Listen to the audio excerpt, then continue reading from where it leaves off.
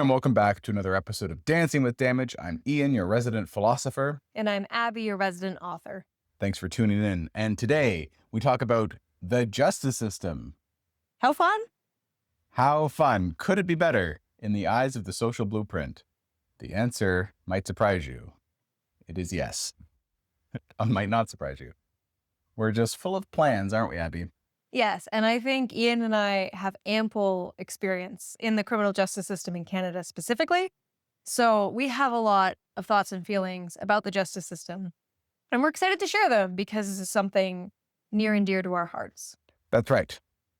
But on the same vein, actually, Abby, I was speaking with someone today. And if you think of your nation or your society, wherever you are, you may be in Canada, you may be in America, I don't know where you are. Hopefully you're somewhere nice.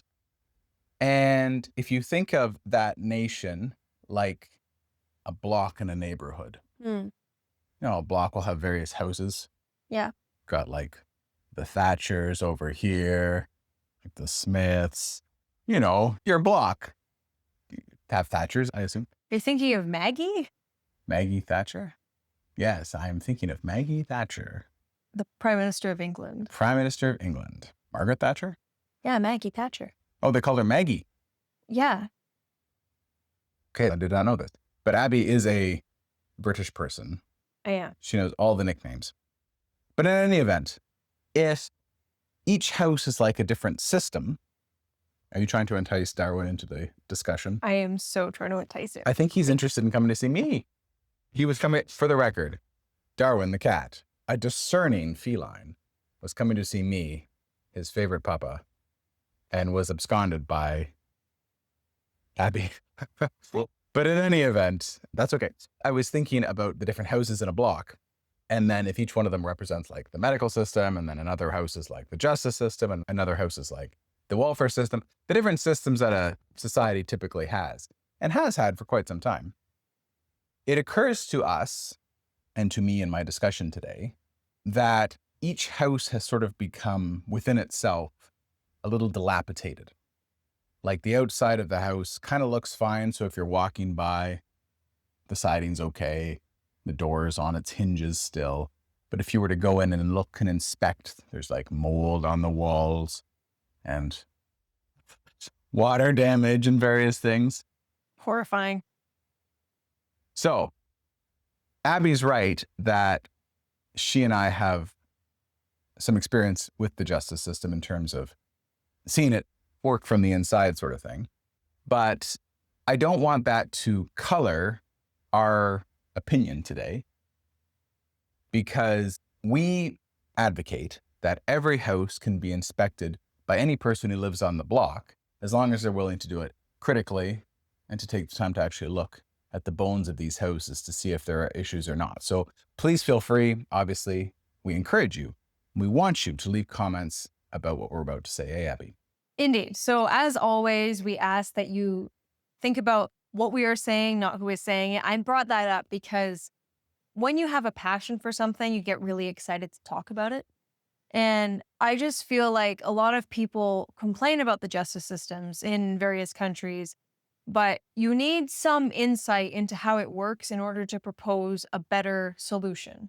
Mm-hmm. And that was more of my rationale for that we have some insight which has led to what we think is a better solution, because it is not sufficient to bring a problem.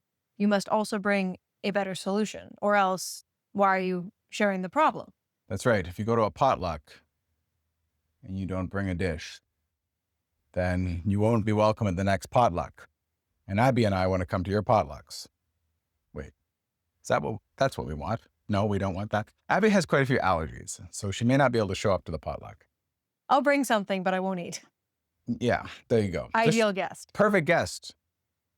You save a spot, but you gain usually a plate of brownies or very nice cookies. Okay, let's get into it. If you are following along in your copy of The Social Blueprint, featuring Plant Head,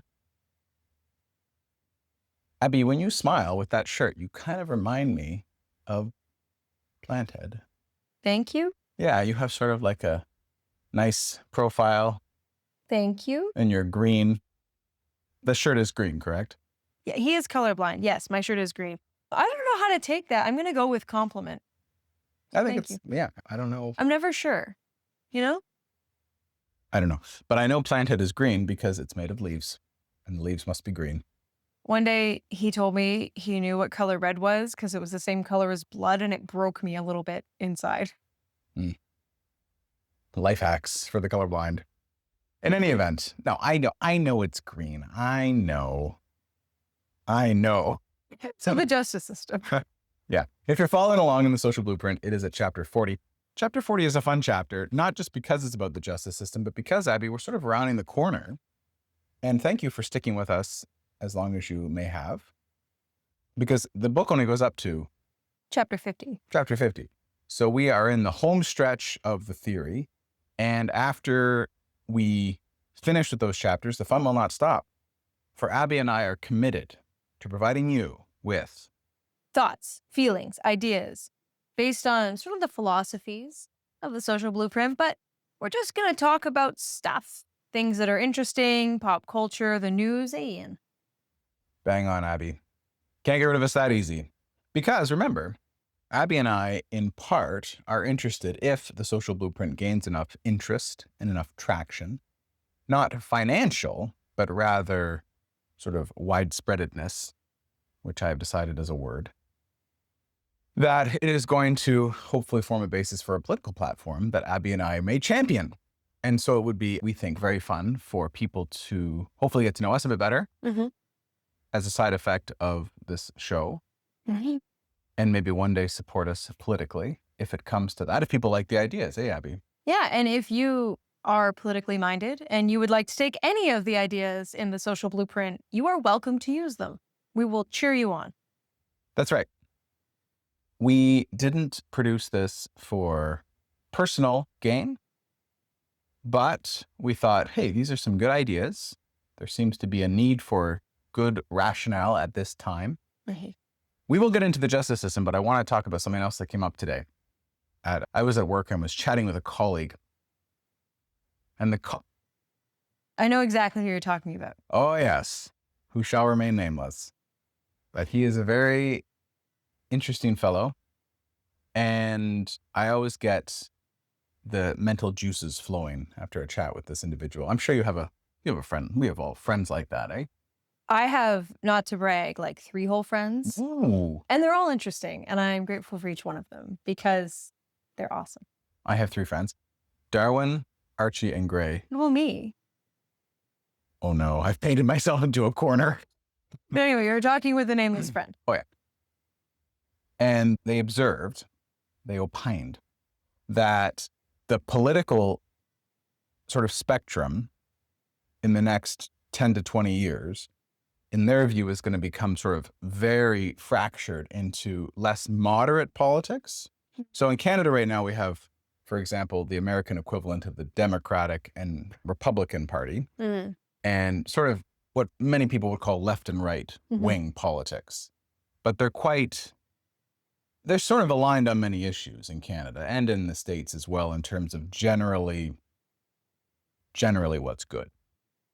But this person thought that looking forward, there might be very sort of left-wing, super left-wing politics versus super right-wing politics. You know, the kind of radical right that we see emerging with the whole manosphere thing. Is it mana or mano? Manosphere. Manosphere. Sort of almost anachronistic, sort of old-fashioned radical right and a sort of hyper left, and thought maybe the political system will be like that in the future. So it's nary the two shall meet. And so Abby and I just feel like this is a good time that if people don't want to be channeled down one of those 2 routes, if indeed that's where things are heading, that sort of ideas that tie together. We think there's left and right wing ideas in the book, Abby? Most people tend to be sort of just left or right of the middle. Very seldomly. Often, if they do go to one extreme, they're very vocal. And it can make it seem socially in media, there's a perception that it's more popular.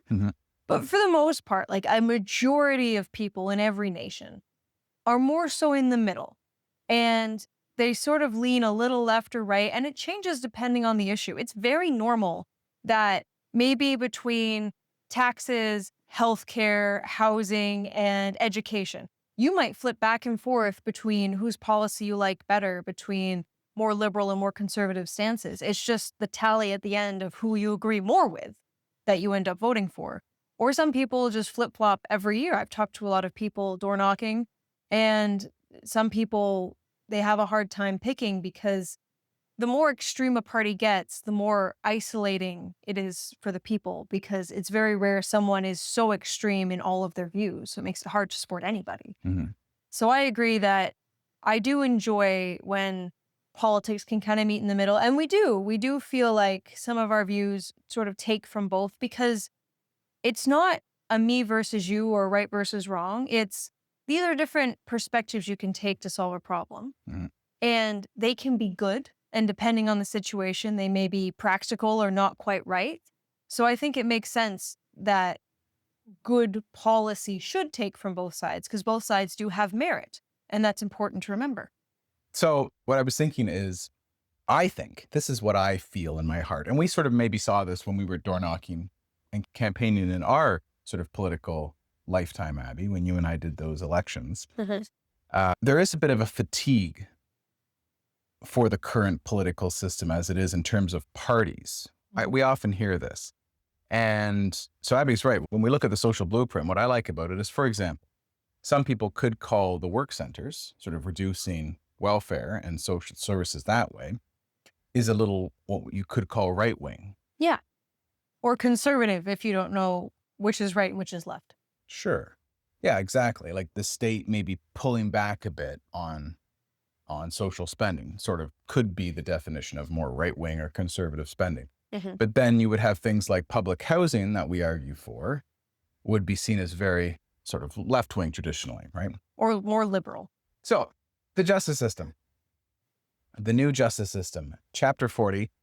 And what we're envisioning is that, again, like some of the other chapters, in particular, I'm thinking of like the school of ruling or the education system, things would need to be set in motion before the goal was achieved. But we would love to see the justice system fixed using technology in order to solve the problems that unmoderated technology and damage have caused. The story I like to think of here is the Nemean lion. Yeah. Do you like the story? I like that it's a cat. It's a good story. I don't like that Hercules, has to win, but I do like that it's a really powerful cat. Hercules can only take the hide off the Nemean lion by using the lion's own claws against itself, and is able to, in that fashion, skin this mighty beast. So, Abby, can I just make an analogy before we get into the justice system? Wouldn't be you if you didn't. That's right. You cannot escape the analogies. They are relentless. Plentiful. But in terms of political parties, it makes me think of, let's say there was a doctor. Okay. Let's say there were 2 doctors. Okay. No, 3. How many doctors? Is this a convention? So a patient comes in after a car crash. Yes. Is this a hospital? It's now a hospital. This analogy is Spiraling. Yeah, it's amorphous. It's forming as we speak. But anyway, patient goes into the hospital from a car crash, and there's 3 doctors. And one doctor says, the head is the most important part of the body, so we shall bandage up the head. It is important. And the second doctor says, yes, but if the person can't use their hands, they can't work, so we got to bandage up their hands. Also important. And the third doctor says, the patient is injured in the leg. I'm going to bandage there. Okay. Lots of injuries. No, you see, the hands and the head were not injured. It's just that. What? My position is, in this analogy, is that when political parties define their agendas by ideology and not what the issues of the society are, then you get that sort of scenario. Okay, I don't think it was meant to be a riddle, But you know, when you're a kid and they tell you riddles to try to stump you, and there's the one about the son who is in a skiing accident with his father and he's rushed to the hospital and the surgeon says, I can't perform on him. He's my son. And then it takes people a second to realize women can be doctors too. And that's why I feel like it was like that. You said we should bandage the head because it's important. We should bandage the hands because they're important. You didn't say they were injured or that there was need for them to be bandaged. I just assumed that a doctor in the ER would not be wasting time bandaging things. They don't need to be bandaged, but that is exactly what happens in politics nowadays. We waste so much time dealing with things that don't need to be dealt with and discussing things that aren't the real issue. And we're just wasting everyone's time. And I think you're right that that does increase political fatigue. And I think it really calls upon us. It's so important. Without politics, we can't make changes. So it is so important, especially if you like any of these ideas in the social blueprint, that we do make strides in politics to hopefully stop looking at whose idea it was and just taking the best idea, regardless of what side it came from, and running with it. Like the patient will be able to run because his legs are being bandaged because they were apparently the problem. Wow. Wow. Wow. That was fun. I like that. That was good. I did not see that coming. No, that was the first riddle analogy that we've made. It wasn't meant to be. I just think I'm a little slow on the uptake today. No, it was perfect. It was perfect. Your surprise at the incompetence of the first two doctors is like, aha, but wait. You will recall my position earlier that the cat, he loves me. He And loves us both, but he loves me most. let's just situate him. So anyway, we promised we'd talk about the justice system, and so we shall. So chapter 40, a new justice system, and here's how we see it going down. Abby and I are of the view that the justice system in many developed countries is very old-fashioned in terms of its function. Justice systems obviously serve a very important role, and sort of at their core, you're so happy that you have a cat. I love him so much. He makes me so happy. Oh my goodness.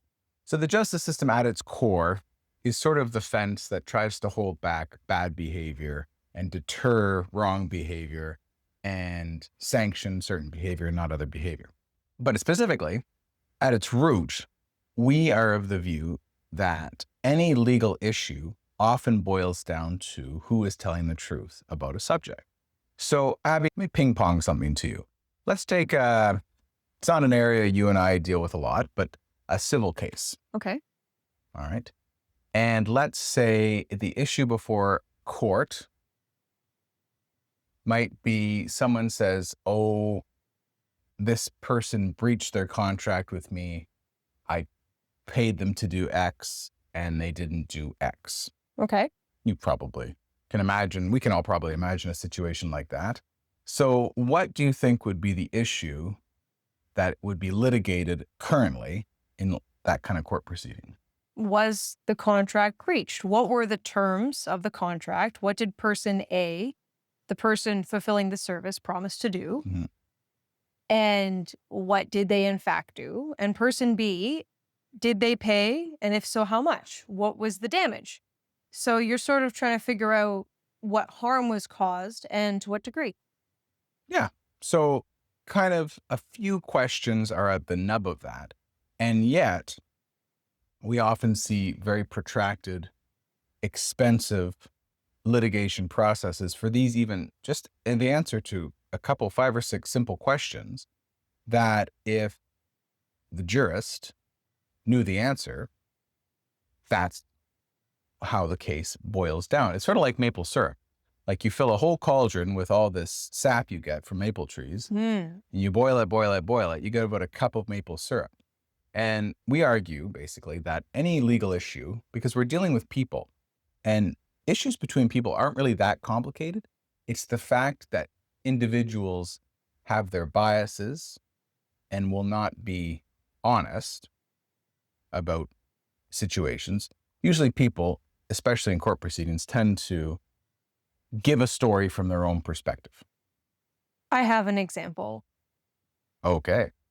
So There was one court case I sat in on, and it was a criminal matter, but there were elements of family court also going on in the background that were going to be dealt with in the future. And it was just such an extreme example of somebody's personal bias trying to get in the way of hiding things. So, this one individual lied about the number of children they had, which was a very basic fact. It's very provable. I mean, the child they neglected to mention was a newborn that they had with them at the time. So it was very easy to see that this was an untruth. And it was very easy to see that there was bias and manipulation at hand. But it was just interesting to see in real life someone getting to the point where they're so desperate to manipulate the truth to look a certain way that they take something as obvious and easily provable as the number of children that they have, and they try to manipulate that fact in a court of law. Mhm. Yes. In this age where so many people are damaged, in other words, self-sabotaging and also exhibiting behaviors that make them sort of unlikable, coloring the truth in order to make one seem more positive or in a better light is so common, we often don't even think about it. But if you ask, and it doesn't even have to do with legal issues. If you ask the average person if they're seeing something on the street, let's say they see an incident, and you asked all the bystanders what happened. If you ask 20 people, you probably get 20 different versions of the event. That's just how humans are. So what we're getting at is legal issues, in our view, tend not to be about what actually happened. It just tends to be about trying to figure out what actually happened. Mhm. And that has turned the law into a very problematic, in our view, stumbling block to progress, because litigation is such a sword hanging over people's head who are trying to do perhaps the right things, but are worried about getting sued.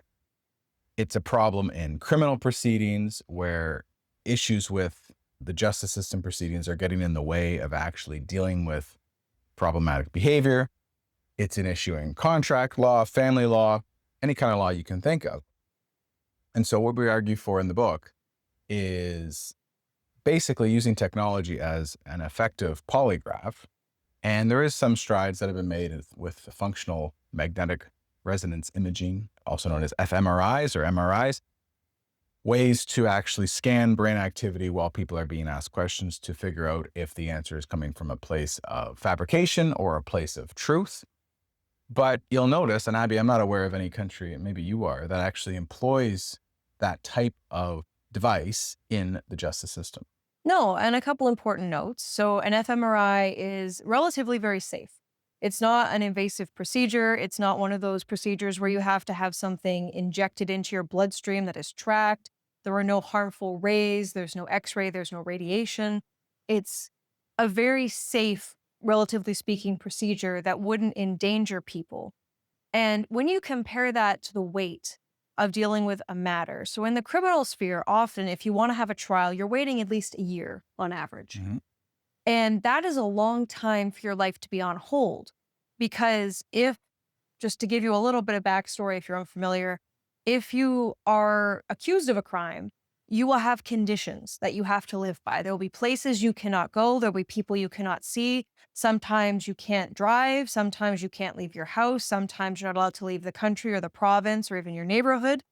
And these conditions are placed on you until the trial. And in more serious cases, even if you end up being innocent, you might spend that year awaiting trial in a jail cell if it's a serious enough crime and you don't have anyone who's able to watch you in the community. And again, you can have that and spend a year in jail and then be found innocent at your trial. It is possible.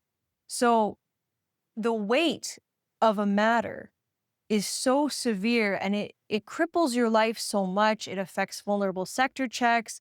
It affects your perception of yourself. And when you look at things like family and civil matters, they take years up Mm. to go through and they're very expensive as well. And they're taxing, emotionally, physically draining.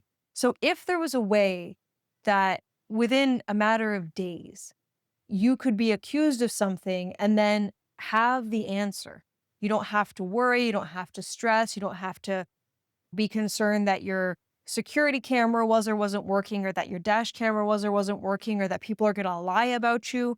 All you have to do is answer some questions honestly, and then a relatively risk-free MRI that takes minutes. You go in and they can just tell if you're lying or telling the truth. And Ian put it in a way I really, really liked when we were first discussing this. I don't even know if this made it into the book. I can't remember. But you said all technology has to do is be 1% more effective than a human judge. And we are already improving humanity. That's right. That's right. So just to sort of sum up what we're saying, because we've been sort of chasing our tails a little bit, but that's okay because we have Darwin, we have you. I don't know if you can see him, but he's in my lap and he's wonderful. Yes, Darwin the cat is snuggled in Abby's lap and he is just having the best time. His eyes are shut. He has totally surrendered to her pets. We are deeply in love. The cat and Abby are deeply in love. So whereas, and I don't have the stats in front of me, but it would be easy to look up.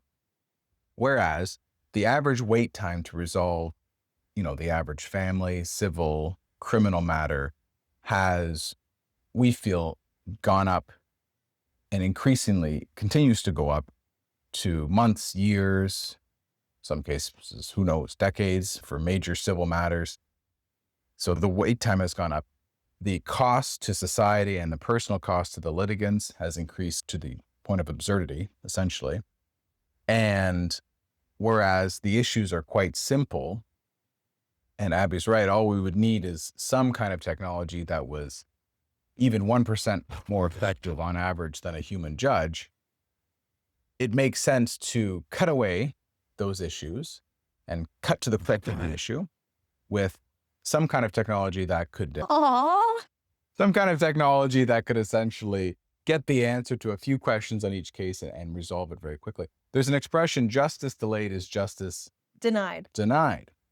And in the book, there's the story of this young child who skins their knee. Yes. And the child is like society. It just wants to, because at the end of the day, societies are going to have people with legal issues. That's just humanity and humans working in proximity. You have to pet him. Oh, sorry. It's just there's always going to be a bit of friction. As society becomes less damaged, there will be less friction between people. But, at the end of the day, it's going to happen. Just like a child's going to skin their knee when they're playing. So the moral of the story is the father tries to tend to the knee and spends so much time deliberating about the very best course of action to help the child that time would have been wasted and the child wouldn't get to play. Whereas the mother comes, just puts a Band-Aid on his knee, and he's able to resume playing and he feels better. So the stress and the worry about the long, protracted route, and also the waste of time is a valuable resource that would have been wasted. Now we get to save that with the mother's swift analysis that is effective. So I forget what the quote was used in the book. It was very, very good. What was the quote? It was something to the effect of a good, timely remedy is better than a perfected one over a long time. Oh, yeah. Something to the effect of a good answer in the short term is better than trying to achieve perfection in the long term.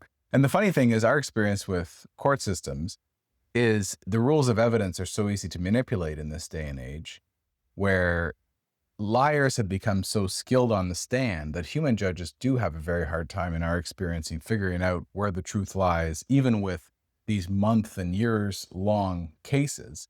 That length of time and resources invested is still not effective in filtering out what is true or not. Yeah, in some cases, I think the statistic was for some jurisdictions, the judge is about as effective as a coin toss in accuracy, which is crazy because, Yeah. Yeah, it certainly could use a revamping. So I'll give one example, because also in the chapter, we talk about prisons. We're probably not going to have too much time to talk about that today. Maybe in the next episode. We could talk about the next episode. In the next episode. But I want to give a little scenario. What's my letter today? E. Okay. Like violin. So Vanessa is charged with assaulting Vladimir. Oh, yes. So Vladimir calls the police, and this, I remember, is many years down the road of the acts. We're presupposing that a MRI machine or some sort of truth monitoring device has been perfected and proven through many studies to be extremely effective. And as a side note, we recognize that some people with major health conditions, like I think schizophrenia and other things, probably a machine that would detect what center of the brain, either the lying center or the truth-telling center, might not work on people who have delusions and truly believe that hallucinations are reality.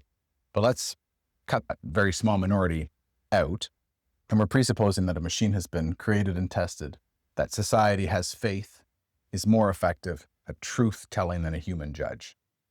Okay, time has passed. This machine is in place. The scientific community has okayed it. Just the same way as in Canada, for example, technology for testing alcohol in someone's blood has become so notoriously reliable. It used to be challenged a lot in the court systems, whether or not the breathalyzer at the station was accurate. And finally, the Supreme Court in Canada just said, look, the science is there. This machine obviously works. We're not going to make it an issue every time. If you blow over, we have enough confidence in this technology that it can be used to prove guilt or innocence. Same with DNA and fingerprint analysis. It just became a part of the court proceedings. So we want the functional resonance or whatever machine it is, fMRI or whatever it happens to be that notoriously trustworthy. Okay. Sorry, I got sidetracked. No, as a aside, usually people who are experiencing things like extreme schizophrenia or extreme delusions, there are other safeguards in place, like talking to them, which sort of alerts the people that they might not be the perfect candidate for something like this. Usually they're already diverted in the court system today. Usually people who experience such delusions are already diverted away from a traditional trial or court system scenario. So it would be about the same, I think. Yeah, or there are other witnesses who can speak to events. So let's take a look at Vladimir and Vanessa. Okay, so Vladimir is getting hit. He says he's calling the police because he says he's getting hit by Vanessa with a grocery bin. A bin. Or something with a V. He's getting hit with a vehicle. A vehicle. A vase? A vase. Perfect. A rare Roman vase. I don't know. And so the police show up, maybe take some pictures, what have you.